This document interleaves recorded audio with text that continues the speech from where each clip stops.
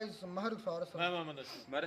देखें दोस्तों आपका और हमारा अपना रिएक्शन यूट्यूब चैनल से चलते हैं दोस्तों। वीडियो का टाइटल है कश्मीरी पंडित एक्सोडस। कल हमने एक दोस्तों वीडियो की थी तो उसमें जिक्र आया था कश्मीरी पंडित का, तो हमें इंफॉर्मेशन नहीं थी कि एक्चुअली हुआ क्या है। तो ये नीतीश भाई की वीडियो है। वीडियो बड़ी मज़ेदार इनकी होती है क्योंकि ये जानकारी बड़ी सही देते हैं। तो देखते हैं दोस्तों वीडियो, फिर बात करते हैं। आपने 30 साल से अपने ही नागरिकों को अपने ही देश के अंदर रिफ्यूजी बना के रखा है और बातें आप सीए और एनआरसी की करते हो। असल बात यह है कि जब तक आखिरी वोट तक इस इशू पे बटोर नहीं लिया जाएगा तब तक कश्मीरी पंडित सिर्फ भाषणों में रहेंगे, अपने घरों में नहीं। उसी जम्मू एंड कश्मीर में 3000 एकड़ जमीन आपने इंडस्ट्री एंड कॉमर्स डिपार्टमेंट में दी है इन्वेस्टमेंट के लिए, लेकिन 200 एकड़ जमीन कश्मीरी पंडितों के लिए निकालने के लिए आपकी ऊपर से लेकर नीचे तक सारी ताकतें फेल हो जाती हैं। कांग्रेस ने अयोध्या में बाबरी मस्जिद का ताला खोल दिया। कश्मीर सेपरेशन झंडों की बजाय धीरे धीरे मजहबी और इस्लामिक झंडे दिखने लगे। लोग हथियार उठाते हैं जब उनकी बहन बेटियों की बात आती है, जब उनके रिलीजन की बात आती है। यही रीजन है कि कश्मीर के अंदर रिलीजन को प्राइमरी बनाया गया। अपनी सारी जमा पूंजी छोड़ के ऐसे भागना पड़ा जैसे भूकंप आने पे इंसान भागता है। फिर 21 जनवरी को मुस्लिम से एक बड़ी संख्या में नारे लगाते हुए गोकटल ब्रिज के पास पहुंचे। 26,000 सोल्जर्स कश्मीर के चक्कर में शहीद हुए हैं और 7 से 8,000 सिर्फ उसी वैली के अंदर शहीद हुए हैं। उसकी किसी को नहीं पड़ी है क्योंकि वो वोट बैंक नहीं है ना। हुर्रियत जो कश्मीर को अलग करने की बात करती है, सिर्फ उसकी सिक्योरिटी में गवर्नमेंट ने 484 करोड़ रुपीस लगा दिए। देखिए, ऐसा नहीं था कि कश्मीर में हमेशा से ही मजहबी दंगे होते थे। लोग बहुत प्यार से रहते थे। 1983 से 1990 तक इन 7 सालों में कुछ लोगों ने ऐसे हालात बना दिए जिसकी वजह से इतना बड़ा इंसिडेंट हुआ कश्मीरी पंडितों के साथ। तो एक्चुअल में इसके पीछे कौन था और रीजन क्या थे वो डिस्कस करते हैं। अब देखिए, इसमें मत घुसिएगा कि कश्मीरी पंडित बोला है, हिंदू नहीं बोला, एक्सोडस बोला है, जेनोसाइड नहीं बोला। मुझे कोई भी दिक्कत नहीं है, लेकिन मैं चाहता हूं कि वीडियो के लास्ट में आप अपनी समझ से डिसाइड करें कि एक्चुअल में हुआ क्या था। और थोड़ी देर के लिए मैं रिक्वेस्ट करूंगा कि आप अपनी अपनी आइडियोलॉजी साइड में रख के ये समझने की कोशिश करें कि एक्चुअल में वहां पे हुआ क्या था। तो पहली चीज तो यह है कि ये कश्मीरी पंडित हैं कौन। 13वीं सेंचुरी से पहले कश्मीर में जो पॉपुलेशन थी वो हिंदू थी। तो अराउंड 14वीं सेंचुरी के आसपास जब मुस्लिम राजाओं ने हुकूमत की, उस टाइम पे जो कश्मीरी पंडित छोड़ के चले गए थे और बाद में वापस आ गए थे, उनको कहते हैं बनमासी। ये पहला एक्सोडस हुआ था और पहला अटैक हुआ था कश्मीरी पंडितों पे। एक्सोडस मतलब मास में एक जगह से दूसरी जगह पे जाना, और जो वहां से भागे नहीं वहीं टिके रहे उनको कहते हैं मलमासी। और तीसरे होते हैं बोहिर पंडित जो व्यापार वगैरह करते हैं। तो मुस्लिम इन्वेजन के बाद 150 से 200 साल बाद मेजोरिटी मुस्लिम की हो गई थी वहां पे। 1981 में जो सेंसस हुआ था उसके हिसाब से 4.43% कश्मीरी पंडित थे उस समय, अराउंड 1,24,000 के करीब। 1990 में आते आते थोड़ा सा परसेंटेज बढ़ गया होगा। तो अब डिस्कस करते हैं कि 1983 से 1990 के बीच आखिर ऐसा हुआ क्या। देखिए, शेख अब्दुल्ला की डेथ के बाद उनके बेटे फारूक अब्दुल्ला सीएम बनते हैं जम्मू एंड कश्मीर के, और उसके बाद 1983 में फिर से इलेक्शन होते हैं जिसमें फारूक अब्दुल्ला कांग्रेस के साथ मिलकर सरकार बनाते हैं और फिर से सीएम बनते हैं। फारूक अब्दुल्ला की एक बात थी कि जब वो दिल्ली में जाते थे तो वहां कहते थे कि कश्मीर इंडिया के साथ रहेगा हमेशा। पाकिस्तान जाते थे तो वहां की बात करते थे, और जब कश्मीर में रहते थे तब वहां के जो सेपरेटिस्ट थे वहां की बातें करते थे। इस चीज का एक फायदा था कि सबको लगता था कि हमारी बातें करते हैं ये। फारूक अब्दुल्ला की पार्टी का नाम था नेशनल कॉन्फ्रेंस, और इनकी ही पार्टी में इनके साले थे गुलाम मोहम्मद शाह। इनका चीफ मिनिस्टर बनने का सपना था और इस चीज का कांग्रेस को बहुत अच्छे से पता था। गुलाम मोहम्मद को चीफ मिनिस्टर बनने के सपने दिखाए गए और गुलाम मोहम्मद ने नेशनल कॉन्फ्रेंस के एमएलए को तोड़ के एक नई पार्टी बनाई, अवामी नेशनल कॉन्फ्रेंस। और कांग्रेस ने फारूक अब्दुल्ला के साथ गठबंधन खत्म करके गुलाम मोहम्मद के साथ मिलकर एक सरकार बनाई और गुलाम मोहम्मद को सीएम बना दिया। अब कांग्रेस ने ऐसा किया क्यों? फारूक अब्दुल्ला पूरी तरीके से कांग्रेस के कंट्रोल में नहीं थे, वो हर तरफ की बात करते थे। कांग्रेस ने सोचा था कि एक ऐसा सीएम बनना चाहिए जो उनके हिसाब से चले, तो इसलिए इन्होंने गुलाम मोहम्मद को सीएम बना दिया। लेकिन हुआ एकदम उल्टा, और एक्सपर्ट का मानना है कि यह कांग्रेस का एक मेजर ब्लंडर था। गुलाम मोहम्मद सीएम बनने के बाद कांग्रेस के हिसाब से चलना तो बहुत ही दूर की बात, मजहबी बातें शुरू कर दी इन्होंने। सेपरेटिस्ट को सपोर्ट करने लगे। अब ये सेपरेटिस्ट कौन होते हैं? सेपरेटिस्ट यानी कि अलगाववादी, जो चाहते हैं कि कश्मीर एक अलग स्टेट बने। इनके भी कई सारे टाइप हैं। एक चाहते हैं कि कश्मीर इंडिया से अलग होकर पाकिस्तान से मिल जाए, दूसरे चाहते हैं कि इंडिया और पाकिस्तान दोनों से अलग होकर एक अलग स्टेट बने। वैसे तो बहुत सारे ग्रुप हैं, लेकिन आप 3 याद रख लीजिए। पहला है JKLF, Jammu Kashmir liberation front, दूसरा है हिजबुल मुजाहिदीन, और तीसरा है all party Hurriyat conference, short में हुर्रियत बोलते हैं इसको। JKLF का कहना है कि हम आज़ादी लेंगे हथियार उठा के, और ना ही इंडिया से मिलेंगे और ना ही पाकिस्तान से मिलेंगे। इनसे पूछो कि मान लो अगर आपको आज़ाद कर भी दिया जाए तो आप देश कैसे चलाओगे, डिफेंस क्या रहेगा, फाइनेंस कैसे मैनेज होगा, इंपोर्ट एक्सपोर्ट कैसे होगा। तो इसका जवाब इनके पास नहीं है, लेकिन ये अलग होना चाहते हैं। जबकि आप ऑल ओवर द वर्ल्ड किसी भी एक्सपर्ट से बात करोगे, सबका यही कहना है कि ऐसी ज्योग्राफिक लोकेशन पे किसी भी देश का इंडिपेंडेंट रहना पॉसिबल ही नहीं है। वहीं हिजबुल मुजाहिदीन की बात करें तो उनका कहना है कि हम इंडिया से अलग होकर पाकिस्तान से मिलेंगे। आपने बहुत से आज़ादी के किस्से सुने होंगे, कभी आपने ये सुना है कि हमें आज़ाद होकर किसी और देश के झंडे के नीचे आना है? तो इसकी आइडियोलॉजी से आप समझ गए होंगे कि पाकिस्तानी बैक्ड ऑर्गेनाइजेशन है। वहीं हुर्रियत का कहना है कि हमें अलग होना है, ना तो हमें पाकिस्तान के साथ जाना है ना इंडिया के साथ जाना है, बट हमें बातचीत से इसका हल निकालना है, हम हथियार नहीं उठाएंगे। तो अभी थोड़ा सा कॉम्प्लिकेटेड हो रहा है, लेकिन धीरे धीरे आपको समझ में आ जाएगा कि आखिर प्लानिंग हुई कैसे। कांग्रेस के हिसाब से चलने की बजाय गुलाम मोहम्मद मुस्लिम्स को यह समझाने लगे कि देखो कश्मीरी पंडित इतने कम हैं, उसके बाद भी जज, लॉयर, प्रोफेसर हर पोस्ट पे यही लोग हैं। और ये बात सच भी है कि कश्मीरी पंडित काफी पढ़ी लिखी कौम है। मुस्लिम इन्वेजन के टाइम पे भी कश्मीरी पंडितों को अपने एडमिनिस्ट्रेशन में रखा जाता था। अब इसी दौरान क्या हुआ कि सेम ईयर 1986 में कांग्रेस ने अयोध्या में बाबरी मस्जिद का ताला खोल दिया ताकि हिंदू जाके वहां पे पूजा कर सकें। अब कांग्रेस की भी मजबूरी थी, क्योंकि शाह बानो वाला जो केस हुआ था उस टाइम पे, उसमें मुस्लिमों को तो खुश कर दिया था इन्होंने, लेकिन हिंदू वोटर जो थे वो अगेंस्ट में जा रहे थे। तो उसको बैलेंस करने के लिए इन्होंने बाबरी मस्जिद का ताला खोला। लेकिन इससे यह दिक्कत हुई कि कश्मीर के अंदर दंगे और भड़क गए। अब आप सोच रहे होंगे कि गुलाम मोहम्मद जो थे वो चीफ मिनिस्टर बनना चाहते थे, वो चीफ मिनिस्टर बन भी गए, फिर वो ये सब हरकत क्यों कर रहे थे? देखिए, वो चीफ मिनिस्टर तो बनना चाहते थे, लेकिन वो हमेशा के लिए चीफ मिनिस्टर बनना चाहते थे। उन्हें पता था कि यहाँ पे मुस्लिम कम्युनिटी ज्यादा है, अगर वो उनकी बात करेंगे तो कांग्रेस रहे या ना रहे, लोग उनको हर बार जिताएंगे। वही घिसी पिटी राजनीति जो ऑल ओवर इंडिया में चलती है। गुलाम मोहम्मद ने एक दिन आके ये कहा कि ये जो न्यू सिविल सचिवालय का जो एरिया है, इसमें एक पुराना मंदिर है, इसको गिरा के एक भव्य शाह मस्जिद बनेगी। इसको लेके कश्मीरी हिंदुओं ने धरना प्रदर्शन करा और बात इतनी बढ़ गई कि दंगे शुरू हो गए। ये दूसरी बार ऐसा था जब कश्मीरी हिंदुओं के ऊपर हमला हुआ था। पहली बार तब हुआ था जब 14वीं सेंचुरी में इन्वेजन हुआ था, और दूसरी बार ये था। और इस चीज को लेकर पहली बार आवाजें उठने लगी कश्मीरी हिंदुओं के खिलाफ। बात इतनी बढ़ जाती है कि कांग्रेस को अपनी गलती का एहसास होता है और 6 मार्च 1986 को गुलाम मोहम्मद को हटाया जाता है और गवर्नर रूल लगा दिया जाता है। उस टाइम पे गवर्नर जगमोहन थे। 1984 से 1989 तक गवर्नर यही रहे, जैसा गवर्नमेंट कहती थी वैसा ही करते थे। तो कांग्रेस के टाइम पे भी यही गवर्नर थे, और जब बीजेपी की गठबंधन वाली सरकार आई थी उस टाइम पे भी यही गवर्नर थे, इन्हीं को बनाया गया था। आगे चल के इन्होंने बीजेपी ज्वाइन की, तो एक तरह से आप कह सकते हो कि ये बीजेपी की साइड ज्यादा थे। फारूक अब्दुल्ला ने 7 फरवरी 1991 में टाइम्स ऑफ इंडिया को एक स्टेटमेंट दिया कि हाँ, मैंने लोगों को कहा था कि बॉर्डर के पार जाएं, ट्रेनिंग लें, बट मेक श्योर कि जगमोहन ना पकड़ ले। पाकिस्तान की पीएम बेनजीर भुट्टो हमारे पीएम को छोड़ के जगमोहन को धमकी दे रही थी। तो इससे एक आइडिया लगाया जा सकता है कि इन्होंने दिक्कत थोड़ी कर रखी हो। गुलाम मोहम्मद को तो हटा दिया गया था, लेकिन इन 2 साल में नफरत बहुत ज्यादा बढ़ गई थी। सारे के सारे सेपरेटिस्ट एक साथ आ गए थे और सबने मिलकर यह डिसाइड किया कि ये चुनाव लड़ेंगे और अपने हिसाब से सारी चीजें चलाएंगे। इन्होंने एक पार्टी बनाई, MUF, मुस्लिम यूनाइटेड फ्रंट। 1987 में इलेक्शन आए तो इस बार इलेक्शन में मुस्लिम यूनाइटेड फ्रंट MUF भी खड़ी हुई। MUF ने मजहबी बातें करके काफी बड़ा वोट बैंक अपनी तरफ कर लिया था और पाकिस्तान का भी सपोर्ट था MUF को। लेकिन कांग्रेस इनका इलेक्शन जीतना अफोर्ड नहीं कर सकती थी, क्योंकि बात नेशनल सिक्योरिटी की थी। इसी MUF के नेता जो चुनाव लड़ रहे थे वो आगे चल के बहुत बड़े बड़े आतंकवादी बने थे, और फारूक अब्दुल्ला को सिर्फ CM बनने से मतलब था। इसलिए कांग्रेस और फारूक अब्दुल्ला ने अपनी सारी पुरानी बातें पीछे छोड़ के ये दोनों एक साथ आ गए थे। इलेक्शंस के रिजल्ट आए, फारूक अब्दुल्ला और कांग्रेस ने जीत के अपनी फिर से सरकार बना ली और फारूक अब्दुल्ला फिर से CM बन गए। अब MUF ने कहा कि इलेक्शन रिग्ड है, इनके साथ धोखा हुआ है। लेकिन अब आप कहोगे ये तो हर इलेक्शन की कहानी है, ये तो हर जगह होता है। लेकिन इलेक्शन में जो सबूत सामने आए उसको देख के लोकल जनता में काफी गुस्सा आ गया। जहां से फारूक अब्दुल्ला खड़े थे वहां पे मैक्सिमम 3 आवर में रिजल्ट आ गए थे, और जहां पे MUF वाले खड़े थे वहां पे बहुत ज्यादा टाइम लग रहा था। कुछ जगह पे काउंटिंग हुई, MLA हार के घर चले गए, बाद में उनको बुला के बताया गया कि वो जीत गए हैं। BBC की रिपोर्ट आई और उसमें यह बताया गया कि कांग्रेस के लीडर ने खुद एक्सेप्ट किया कि वोटिंग में गड़बड़ हुई है। जो लोग इलेक्शन की ड्यूटी में थे उन्होंने कहा कि ये सब उनके सामने चल रहा था, और हद तो तब हो गई जब फारूक अब्दुल्ला, जो उसी रिजल्ट की वजह से जीत के CM बने थे, उन्होंने खुद एक्सेप्ट कर लिया आगे चल के। इसके बाद MUF ने जम के प्रदर्शन किए। गवर्नमेंट ने जिनकी वजह से इलेक्शन रिग्ड हुए थे उनको सजा देने की बजाय MUF के जो लीडर्स थे उनको जेल में डालना शुरू कर दिया। ये जो यासिन मलिक था ये भी MUF से ही था, ये भी उसी टाइम पे जेल गया था। लोगों को जब इस चीज का पता चला तो उनकी सिंपैथी इन सेपरेटिस्ट नेताओं के साथ ज्यादा हो गई और गवर्नमेंट के खिलाफ उनको गुस्सा आ गया। और इसका सबसे बड़ा नुकसान हुआ कि सेपरेटिस्ट नेताओं ने कहा कि हमें पॉलिटिक्स में घुसना ही नहीं है, पॉलिटिक्स में घुसना यानी टाइम खराब करना है, अब हम हथियार उठा के आजादी लेंगे। और ये सारी की सारी गवर्नमेंट विरोधी ताकतें जो थी, जितने सेपरेटिस्ट थे सब एक साथ आ गए और गवर्नमेंट एकदम बैकफुट पे थी।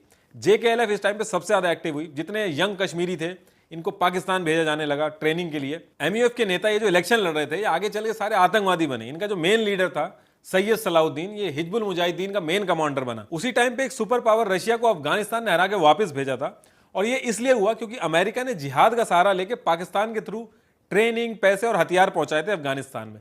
जो मॉडल अमेरिका ने पाकिस्तान को अफगानिस्तान के लिए समझाया था, सेम वही मॉडल पाकिस्तान ने इंडिया के लिए भी यूज किया।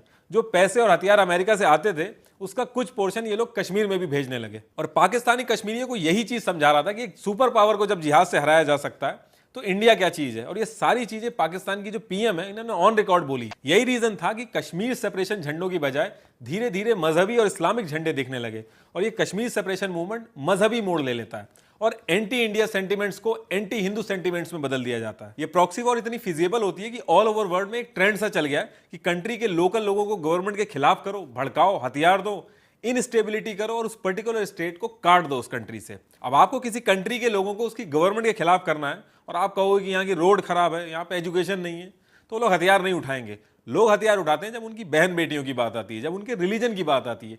यही रीजन है कि कश्मीर के अंदर रिलीजन को प्राइमरी बनाया गया। पाकिस्तान ने जेकेएलएफ को पैसे, हथियार, हर तरीके से सपोर्ट किया और बात ये भले ही मजहब की करते हैं, लेकिन इन्होंने हिंदू और मुस्लिम दोनों को मारा। इनका मकसद एक ही है कि जो इंडिया की बात करे या फिर इंडिया से जुड़ने की बात करे उसको मारो, चाहे वो कोई भी हो। आपने अगर बिट्टा कराटे का इंटरव्यू देखा हो तो उसने साफ साफ बोला कि मैंने हिंदू और मुस्लिम दोनों को मारा। रही बात लोकल्स की, तो कुछ का तो इन्होंने माइंड वॉश किया था इसलिए खिलाफ हुए थे और कुछ ने लालच के चक्कर में मुखबरी की थी। मान लो बगल में कोई कश्मीरी पंडित है, उसका घर बड़ा है, दुकान बड़ी है, जमीन ज्यादा है, तो उसकी मुखबरी करके मरवा दो, जमीन, घर और दुकान का फायदा खुद उठाओ। एक बहुत ही फेमस नाम था मोहम्मद फारूक शाह। ये उस टाइम के मीरवाइज थे। मीरवाइज मतलब जो कश्मीर की जामा मस्जिद है उसको जो हेड करता है उसको मीरवाइज बोलते हैं। ये बहुत इंपॉर्टेंट पोस्ट होती है और इनके बहुत सारे फॉलोवर होते हैं। तो इन्होंने कहा कि कश्मीरी पंडितों को कश्मीर से बाहर नहीं भेजना चाहिए, तो इनको भी मिलिटेंट्स ने मार दिया। और उसके बाद मीरवाइज इस तरीके से बनाए गए कि जो इंडिया के अगेंस्ट में बात करें। अभी के जो मीरवाइज हैं वो पॉलिटिकली एक्टिव हैं, छोटी छोटी पार्टी को इकट्ठा करके उन्होंने एक पार्टी बनाई है, ऑल पार्टीज हुर्रियत कॉन्फ्रेंस। अभी करंटली ये जितने याशीन वगैरह हैं ये सारे हथियार छोड़ के हुर्रियत में जुड़ गए हैं। हुर्रियत का कहना है कि हम कश्मीर को अलग करवाएंगे बिना हथियार उठाए, क्योंकि हथियार उठाने वालों का इंतजाम इंडियन आर्मी ने बहुत अच्छे से कर दिया है। कश्मीर के जो लोकल मुस्लिम थे उनके पास एक एडवांटेज था कि उनको तब तक नहीं मारा जाएगा कि जब तक वो कोई ऐसी एक्टिविटी ना करें जिससे पता चले कि वो इंडिया की तरफ है। और कश्मीरी पंडित के पास ये डिसएडवांटेज था कि मिलिटेंट्स ये मान के बैठे थे कि ये इंडिया की ही तरफ है, तो भले ही वो चुप भी रहे तो उसके बाद भी उनको मारा जाता था। पाकिस्तान को बहुत अच्छे से पता था कि 2 जंग में वो हार चुका है, ये प्रॉक्सी वॉर ही है जो सबसे ज्यादा फिजिबल है, इसलिए वो जेकेएलएफ को हर तरीके से सपोर्ट कर रहा था। अब आप कहोगे कि जेकेएलएफ का कहना है कि कश्मीर को अलग करना है, अलग देश बनाना है और ना ही पाकिस्तान के साथ रखना है ना ही इंडिया के साथ रखना है, तो फिर क्यों पाकिस्तान इसकी मदद कर रहा है। देखिए, जेकेएलएफ को भी पाकिस्तान ने यूज किया, इसके बाद इनको भी लात मार दी, इनकी फंडिंग बंद कर दी और एक नया ग्रुप बनाया हिजबुल मुजाहिदीन, जिसका सिर्फ एक ही मोटिव था कि कश्मीर को अलग करके पाकिस्तान से जोड़ना। देखिए, छोटे मोटे दंगे और मारकाट तो चल ही रहा था, लेकिन मेन प्रॉब्लम तब स्टार्ट हुई जब इन्होंने फेमस कश्मीरी पंडित जो एक ऊंचे ओहदे पे थे उनको मारना चालू किया ताकि लोगों में दहशत फैले। 1989 में सितंबर में इन्होंने दिन दहाड़े पंडित टीकालाल टपलू को मारा, जो कि बीजेपी के एक फेमस लीडर थे। अक्टूबर में इन्होंने नीलकांत कंजू इनको मारा, जो कि एक रिटायर्ड जज थे।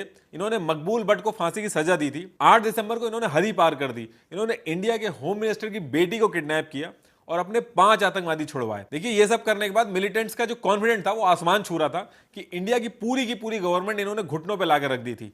और इसके बाद ये रुके नहीं, इन्होंने हैवानियत अपनी और ज्यादा दिखाई। फिर इन्होंने मास्क पहन के AK-47 हाथ में लेके एक मार्च निकाली, रलिफ सलिफ गलिफ के नारे लगाए। ये लोग AK-47 लेके रोडों पे आराम से घूम रहे थे और पुलिस इनको देख के छुप जाती थी। 4 जनवरी को न्यूज़पेपर में इन्होंने छपाया कि कश्मीरी पंडित घाटी छोड़ दें, और अल सफा वहां का एक उर्दू अखबार है उसने भी इसको कई दिन तक छापा। मस्जिदों से अनाउंसमेंट करवाई गई और सिर्फ एक मस्जिद से नहीं, कई सारी मस्जिदों से एक हिट लिस्ट निकाली गई जिसमें रेपुटेड कश्मीरी पंडित थे, उनके नाम थे कि इनको मारा जाएगा। लेकिन सबसे ज्यादा जो खतरनाक रात थी वो 19 जनवरी की रात थी। उस दिन जो चेन ऑफ इवेंट्स हुए थे उसको देख के ऐसा लग रहा था कि जैसे प्रॉपर प्लानिंग के तहत हुआ हो। जस्ट 1.5 महीने पहले बीजेपी के सपोर्ट के साथ सरकार आई थी और 19 जनवरी को जगमोहन को गवर्नर बना के जम्मू एंड कश्मीर भेजा गया था और 19 जनवरी को ही फारूक अब्दुल्ला ने रेजिग्नेशन मार दिया था। देखिए, जम्मू एंड कश्मीर का जो कैपिटल है उस टाइम पे हर 6 मंथ में चेंज होता था। विंटर में जम्मू और समर में श्रीनगर। तो सारे गवर्नमेंट ऑफिशियल उस समय जम्मू में थे और जगमोहन जो गवर्नर थे वो भी श्रीनगर नहीं पहुंच पाए थे मौसम खराब की वजह से। उस पर्टिकुलर टाइम पे अगर आप एक तरह से देखें तो कश्मीर में कोई सरकार ही नहीं थी, ना ही कोई अथॉरिटी थी। ऐसा लग रहा था कि कश्मीरी पंडितों को वहां वैली में अकेला छोड़ के सब लोग उनके मरने का इंतजार कर रहे हैं। पाकिस्तान कहता है कि इसमें उसका कोई हाथ नहीं है, ये तो कश्मीर की आवाम है जो गवर्नमेंट से परेशान होकर ये सब कर रही है। कश्मीर की आवाम इतना प्लान तरीके से नहीं कर सकती, उसको इतनी समझ नहीं है कि अभी जस्ट नई गवर्नमेंट आई है, 19 जनवरी को कोई अथॉरिटी नहीं है। राजेश पायलट ने राज्यसभा में खड़े होकर एक रिपोर्ट दी जिसमें 1990 से 1993 तक 150 rocket launchers, 1926 AK type rifles, 710 pistols, 5248 grenades, 643 mines and 44 walkie talkie sets मिले। इन सब चीजों के लिए पैसे लगते हैं और कश्मीरी आवाम के पास इतने पैसे नहीं है, और अगर पैसे आ भी जाएं तो वो साइंटिस्ट नहीं है कि खुद डेवलप कर लेंगे। तो पाकिस्तान कितना भी नकारे, उस समय सबको पता चल गया था कि उन्होंने क्या हरकत करी है। 19 जनवरी को एक दिन में सबसे ज्यादा मर्डर, रेप और दुकानें लूटी गई। अपनी सारी जमा पूंजी छोड़ के ऐसे भागना पड़ा जैसे भूकंप आने पर इंसान भागता है। 19 की रात को जब यह सब हुआ तो नेक्स्ट डे 20 जनवरी को कश्मीरी हिंदुओं ने लाखों की संख्या में वैली छोड़ना शुरू कर दिया, और मार्च और अप्रैल आने तक 2700 के करीब ही कश्मीरी पंडित बचे वैली के अंदर।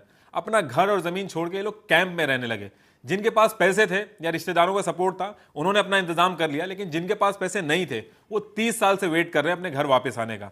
इन्होंने सोचा था कि बस 1-2 हफ्ते की बात है, अभी माहौल खराब है, फिर वापस अपने घर चले जाएंगे, लेकिन उस चीज का इंतजार करते करते 30 साल हो गए और आज तक वो अपने घर वापस नहीं आ पाए। फिर 21 जनवरी को मुस्लिम से एक बड़ी संख्या में नारे लगाते हुए गोकटल ब्रिज के पास पहुंचे और वहां से वो लाल चौक की तरफ बढ़ रहे थे। उनको सीआरपीएफ के जवानों ने रोका और वार्निंग भी दी, लेकिन बात इतनी ज्यादा आगे बढ़ गई कि ओपन फायरिंग शुरू हो गई थी और मुस्लिम्स को अपनी जान गंवानी पड़ी।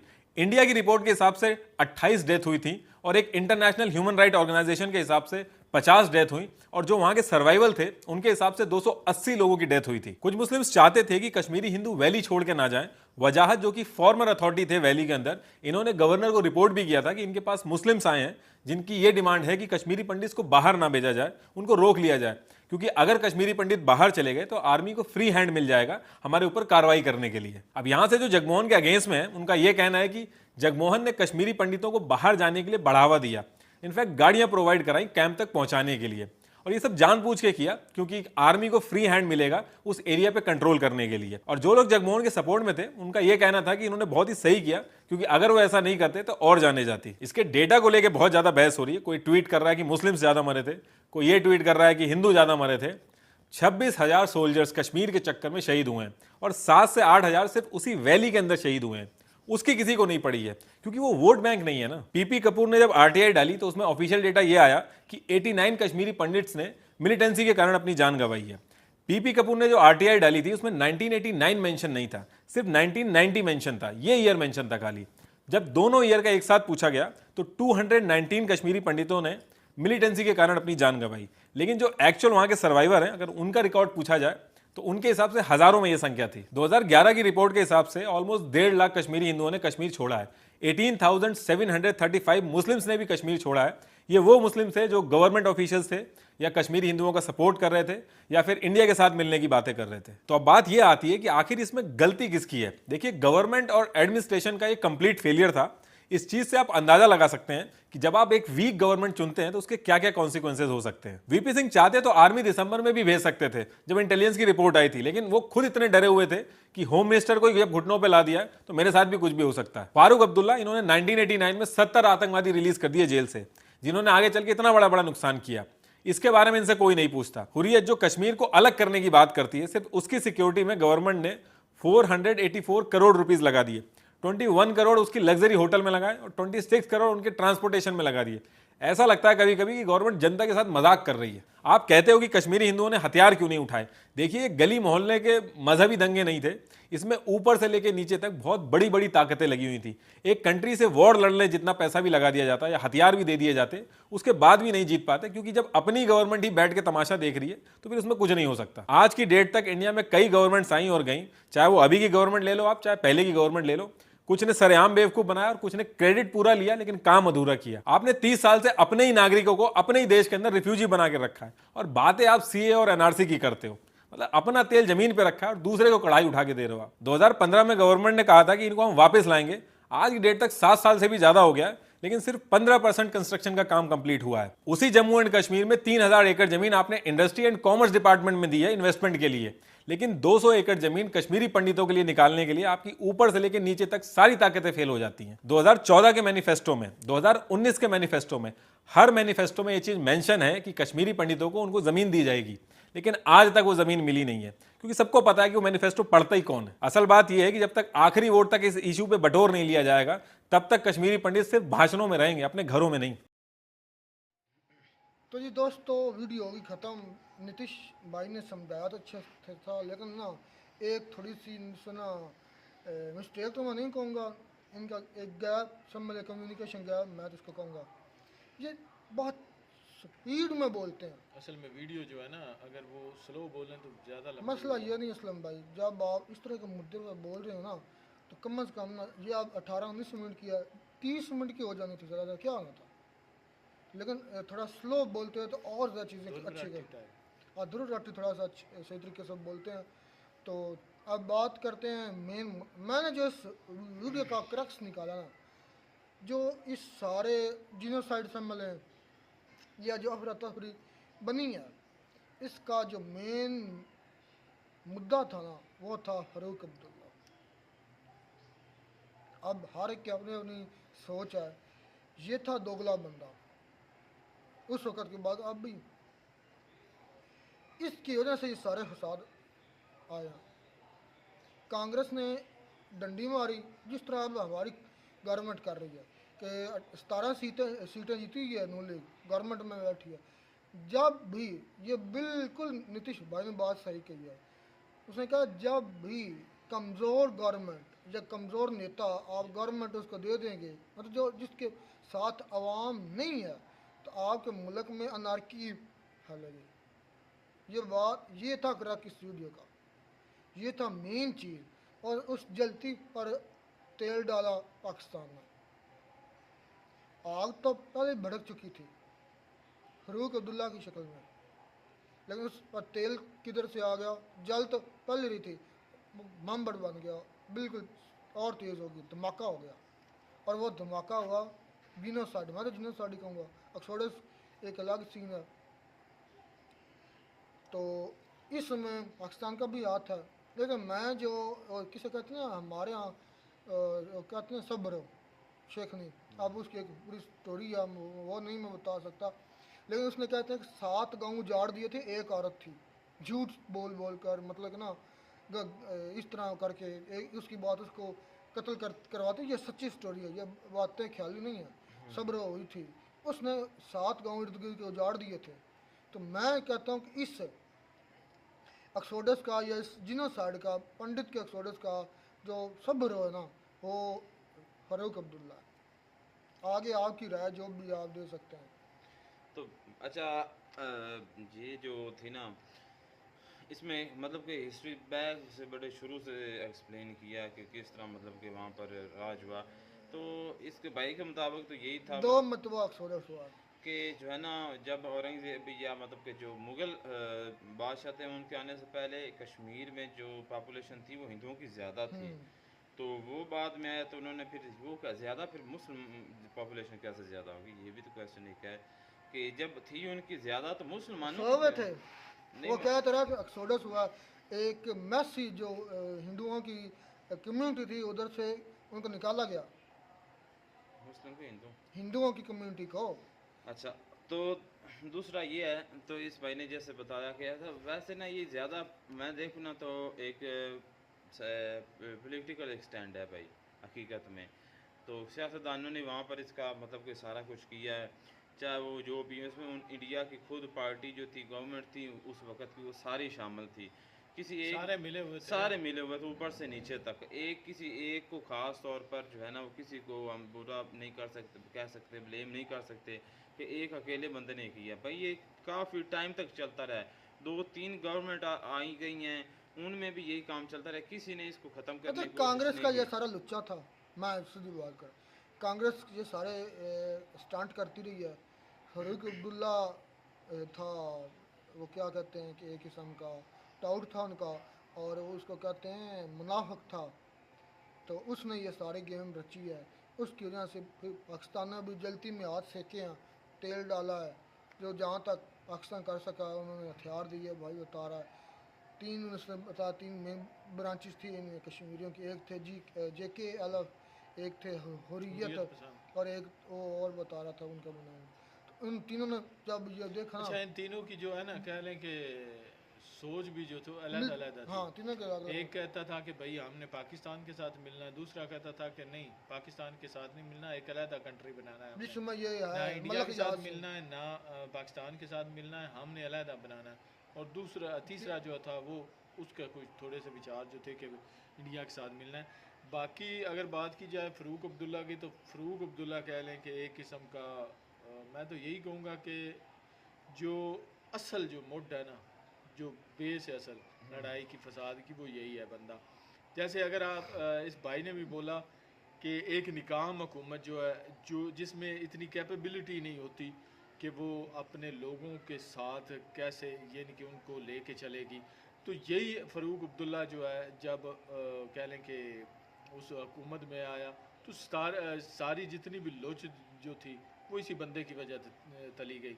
हमारे पाकिस्तान का भी यही हाल है कि जिनको कम वोट मिले हैं वो जनाब सियासत में आके बैठ चुके हैं, अपनी जमातें बनाई हुई उन्होंने, उनको इक़्तिदार मिल गया है। और जब ऐसे निकाम बंदे जो हैं वो आगे हुकूमत में आएंगे तो फिर हालात जो है जैसे पाकिस्तान के हैं या जैसे इंडिया में वहाँ पे हुआ है, यही जो है मंजर देखने को मिलेंगे। कत्लो गारत होगी, नाइंसाफ़ी होगी, जो मैं कहता हूँ कि मुल्क का सत्यानाश हो जाएगा।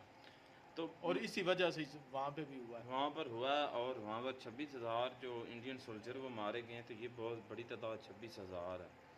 तो अकेले जो 7,000 थे वो कह रहे थे कि कश्मीर की मतलब उसमें घाटी में मारे गए, तो बहुत ज़्यादा कत्लेआम हुआ है वहाँ पर। और अच्छा देखें कि ये इसमें एक बात ये भी क्लियर है कि अकेला पाकिस्तान में जो है ना वो इलेक्शन की 2 नंबरी नहीं होती, इंडिया में भी होती है और काफ़ी टाइम से हो रही है, और अब की नहीं है ये, यानी कि इंडिया ये में तो वो कश्मीर में इंडिया में भी पाकिस्तान में होती रही है, शुरू से ही हो रही है यहाँ पर, ये कोई नई बात नहीं है। अगर इंडियंस कहते हैं कि जी हमारे यहाँ तो बिल्कुल इलेक्शन साफ़ होते हैं, ठीक होते हैं, नहीं और जो है वो हमारा तो मशीन के सिस्टम जो क्या उसका नाम है यार, वो EVM उन्होंने बताया उसके नहीं कि जरिए उनके होता है। एमएलए जो हैं वो घर चले गए हैं, यही समझ के कि हमारे भाई इतना हम ही हार हुआ गए है, हैं। हमारे भी ऐसे तो ही उनको हुआ है। पता चला जब घर पहुंचे भी हम जीत गए हैं। तो भाई ये हमारे हालत होती हमारे है। इस गवर्नमेंट में जो इस मरतबा बनी है तो उसके साथ भी यही अच्छा, कुछ हुआ है। फारूक अब्दुल्ला को गवर्नमेंट जब मिल गई थी अब उसको चवल मारने की क्या जरूरत थी कि मैं तो हारा हुआ। असल इस बयान के बाद, इस एक्सेप्शन के उसको एक्सेप्ट करने के बाद ये सारा काम शुरू हुआ। पहले भी थी उनके अंदर गम गुस्सा ज़रूर था, उन सारे जो इकट्ठे हो गए थे, हुर्रियत भी, JK भी सारे। तो लेकिन जब इसने ये अब यार तुम्हें गवर्नमेंट मिल गई है, तुम CM बन गए हो, छोड़ो इस किस्से को, ठीक है। इस अनारकी मेरे नज़दीक किसने फैलाई है? पाकिस्तान में आता था तो पाकिस्तानियों को बन जाता था, जगह जगह जहाँ पे जाता है। कश्मीरियों का में जाता था, कश्मीरियों के बारे में कहता था कि तुम हम अलग मुल्क इंडिया के गवर्नमेंट के साथ यानी कि हर पार्टी को उसने राजी भाई रखा ये हुआ तो है। ये बना हुआ मुनाफिक था, बंदे की बात है। अकबर बादशाह बना हुआ था, वो भी ऐसे ही करता था उस वक्त जब थे ना, तो उसको ख़ास तौर पर हमारी हिस्ट्री के मुताबिक अब जैसी भी है, तो मरहिटों को, राजपूतों को, इन्होंने जो है वो राजपूत सबसे ज़्यादा उसके खिलाफ थे। मरहटे तो इस बंदे ने, अकबर बादशाह ने शादी में उनके खानदान राज में, पुतानी से की। हाँ, तो वो भी मसला ख़त्म हो गया। 50 साल तक इस बंदे ने गवर्नमेंट की इसने थी। मेरे नज़दीक कुफर किया था, अकबर ने कुफर ये किया था, हाँ उसने जो अपना एक दीन हाँ, दीन गढ़ा था, इलाही दीन इलाही, नौज़ बिल्लाह ताला, उसने जो बातें अच्छी थी ना हिंदुओं के मजहब सभी की, मिला दी, यानी कि हाँ, वो ली। जो अच्छी बातें थी इस्लाम की वो ली, जो अच्छी बातें थी ना सिखों की वो ली। इस तरह कहा कि उसने एक नया दीन बना दिया था, अच्छी अच्छी बातें सब इकट्ठी कर यानी दी, कि लोग लड़े ना, लड़े और नहीं, सब इकट्ठा हाँ लेके इकट्ठे करें। इकट्ठा लेके चलने की कोशिश की। और ये एक कुफर था जिसके खिलाफ मुजद्दद अल हुसैनी ने, जिससे मतलब कि वो बहुत बड़े मुजद्दद गुजरे हैं, उन्होंने किया था। चलें ये तो एक हिस्ट्री है, लेकिन उसके 9 रत्न बड़े मशहूर हैं। उसमें भी हिंदू था, सिख थे, मुसलमान थे, सारे हर एक तबके के लोग थे। 9 रत्न वही सारे इनको अकबर बादशाह करवाते थे मेरे नज़दीक है। हाँ, अगर गवर्नमेंट के लिहाज से देखा जाए तो अकबर की गवर्नमेंट नो डाउट एक बहुत ही सक्सेसफुल गवर्नमेंट थी, लेकिन अगर मजहबी लिहाज से देखा था तो उसने खिचड़ी बना दी थी मजहबों की। ये सिर्फ इस्लाम की तौहीन नहीं थी, ये सारे मज़हब की तौहीन थी, हिंदुज़म की, सिखिज़म की, इस्लाम की, मतलब मुसलमानों की। तो ये फारूक अब्दुल्ला भी उसी तरह की बात उसने की है कि वो कभी उधर जाता था उनका, उनका उधर जाता था उनका, जिसकी वजह से ये खिचड़ी बन गई थी। और एंड पर जो उसने बोल दिया कि भाई मेरी तो मैं तो हारा हुआ। इसका तो हिसाब ऐसे ही था कि रांझा सबका साझा, ये सभी का ही साझा था। बाकी जो उसने बात की कि इतने करोड़ 400 करोड़ जो दिए गए वो मतलब कि उसको यार जो लग्जूरियस उनके होटल वगैरह और उनके कांट छांट को, और 3000 एकड़ दिया गया कांग्रेस को और उधर के गवर्नमेंट को, कोई कंपनी बता रहे थे उनके तहत।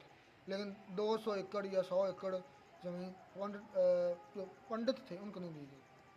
अगर दी जाती तो कहते अभी तक वो बता रहा नीतीश राज को अभी तक भी वो जो बचे हुए चंद हैं वो भी अभी तक उन मतलब समझे कैंपों में हैं। अब की सोचा कहीं तो ये मेरे ख्याल में वीडियो आई थिंक 2-3 साल पुरानी है नीतीश भाई की। तो ये इस तरह से जाती ना जिनोसाइड हुआ है, हमला देखे किस तरह पाकिस्तान ने ये एक रियासती जंग को एक दीनी जंग में मजहबी जंग में बदला। चलें दो जो भी है दोस्तों, पाकिस्तान ने भी किया और इसमें सबसे बड़ा मैं ब्लेम करता हूँ इंडियन गवर्नमेंट को। जो 3 मरतबा मुख्तलिफ गवर्नमेंट आई हैं तो उन्होंने कुछ भी इसके बारे में जो है ना एक पॉजिटिव जो है ना इसके लिए मतलब कि राह नहीं निकाली, इसको हल करने की कोशिश नहीं की कि ये किसी तरीके से ख़त्म हो। तो वहाँ के लोकल्स भी इसमें शामिल थे, वहाँ के गवर्नमेंट ऑफिशियल भी सारे वहाँ पर मिले हुए थे। लेकिन ज्यादती हुई है हाँ ज्यादती तो हुई है, बिल्कुल ऐसा ही है अगर इस तरह देखा जाए तो। 2 वहाँ पर मरतबा मुस्लिम, लेकिन ये नहीं है कि मुस्लिम, वो कह रहे हैं मुस्लिम भी कि मारे गए। अब वो कह रहे हैं कि ये इस बात का कोई कंफर्म नहीं है कि मुसलमान ज़्यादा मारे गए हैं या पंडित ज़्यादा मारे गए हैं। मशहूर तो ज़्यादा पंडितों के बारे में ही है ना, लेकिन कह रहे हैं कि ये अभी तक कोई कंफर्म नहीं है मुस्लिम मारे गए हैं ज़्यादा या हिंदू पंडित है। बहरहाल जो भी है दोस्तों, ये मतलब कि ना वीडियो जो थी हमें थोड़ा इसके बारे में पता चला कि हमें इसके बारे में पहले नहीं पता था। इल्म ही नहीं था इसलिए देखिए। बिल्कुल। चलें अच्छी थी वीडियो, शानदार थी वीडियो। मिलते हैं दोस्तों नई वीडियो में नए साथ। Take care.